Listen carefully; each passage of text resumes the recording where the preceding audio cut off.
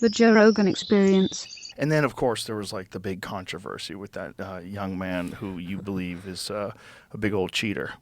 That guy. I need to know the anal beads thing. Is that a legitimate theory? So it actually started in one of my friend's streamer channel. That like one random guy made a comment about anal beads, and he was like, yeah, maybe. And then I think it started taking the rounds in Reddit, and then Elon saw it, tweeted about it, and then obviously it blew up. I actually spoke to, I think it was Mark Andreessen who said like, that would be one way to do it. Yes. But I really, really, really don't believe that has happened. Like, I think it has no connection to reality, but it just became a thing of its own. So unfortunately, this young man, we'll explain the anal beads thing, but this young man is a very talented player, but does have a history of some shenanigans, correct? And even admitted that he did a little bit of cheating in order to move his rating higher so he could play better players. Yeah, I mean he's not admitted to nearly the extent of his cheating, but if you sort of take what chess.com say, then yeah, he cheated a bunch online in a certain period of time, partly in tournaments, but mostly in casual games, as he said himself to sort of get himself up the standings and play the best players in the world. But he is a very good player. I think he has become a very good player, yeah. Interesting. Okay. So what made you convinced that he was cheating in that particular game? And by what method do you think he could possibly have been doing this? Could you hear something? Was it like, burnt? You're hearing vibrations? You see his seat shift. Yeah. You're smelling something? There's a whiff of something in the air? Yeah, I mean, that would have been the smoking gun, I suppose. But I think there was a combination of things, though, based on the chess level that I thought that he had, and that I'd seen from his game, both playing against him, analyzing a little with him, and looking at his other games. There were a lot of stories back then. The thing is also there's a Netflix documentary coming in a few months that sort of where I'm telling my side of the story. So I cannot go too deep into everything, but what I can say was that there were a lot of factors that made me very, very suspicious. And I think ever since then he has become better, but there's still something off, both then and now. But yeah. That's so fascinating that as an elite chess player, you'd be able to recognize that something is happening that's outside of his capabilities. Again, I'm not ruling out the factor that chess players are becoming more and more paranoid, because we do have chess engines that basically have perfect chess, right? Like anybody with their phone can, as I think Elon tweeted to Gary once, like, my iPhone can beat you at chess, which is the truth. And this means that anybody having access to information, it's incredibly dangerous. And I think top level chess has been a lot based on trust. And whenever you have outsiders whom there are these stories about, everybody gets a bit jittery. There's like people who either like they burst onto the scene, then they establish themselves, and people know that they're legit and so on. It's not a problem with him specifically. I don't know. It was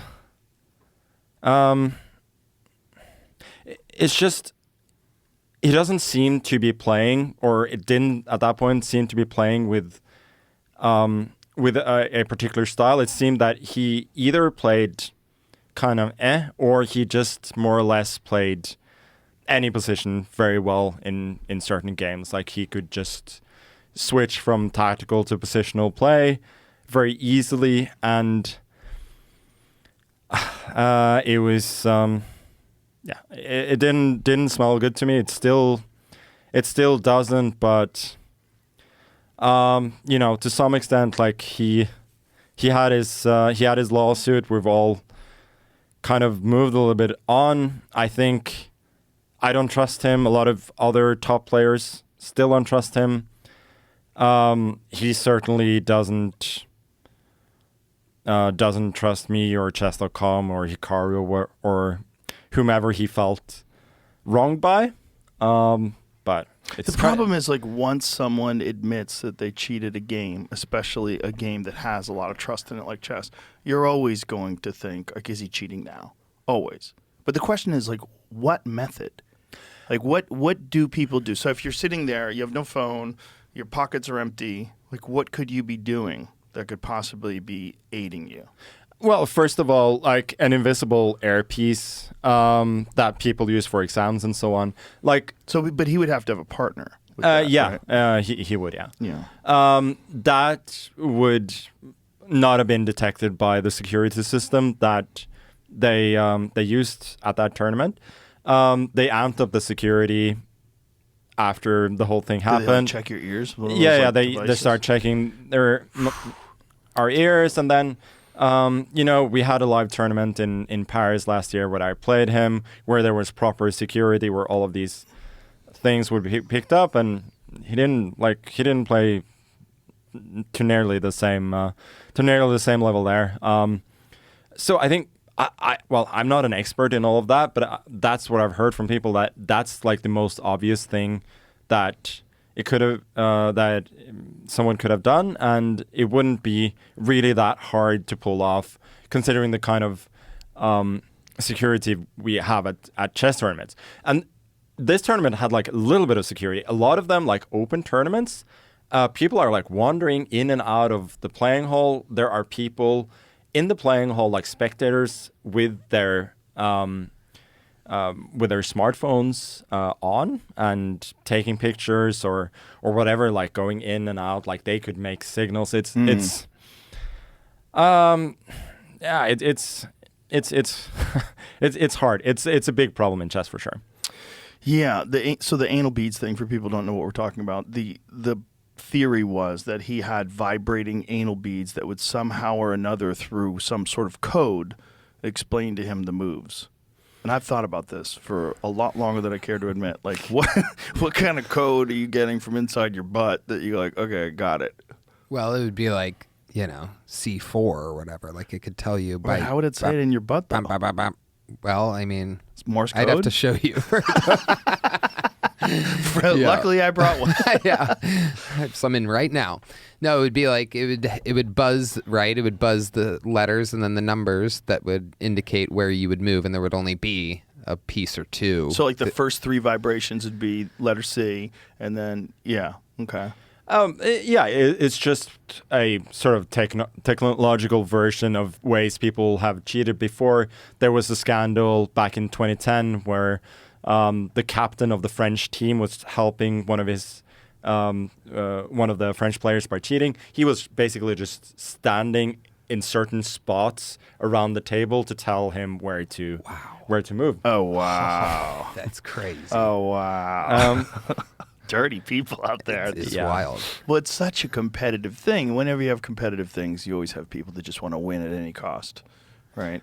Yeah, it's also funny that one of his teammates from that tournament worked with me for a long time, and he told me like this guy was like going out every night, not taking the tournament seriously at all. But he had a good reason. Like he knew he was gonna. He's partying. He knew he was gonna win. That's hilarious. Yeah. So is that the most egregious form of cheating that you've ever seen or heard of? No, I actually played an open tournament in Denmark about 20 years ago, where there was a guy who was playing Grandmaster in the first round, like this was not a very good player, and he came drunk to the table and just literally pulled out his phone and opened a chess program. But of course, like he was immediately so that wasn't, of course, nearly as nefarious. But yeah.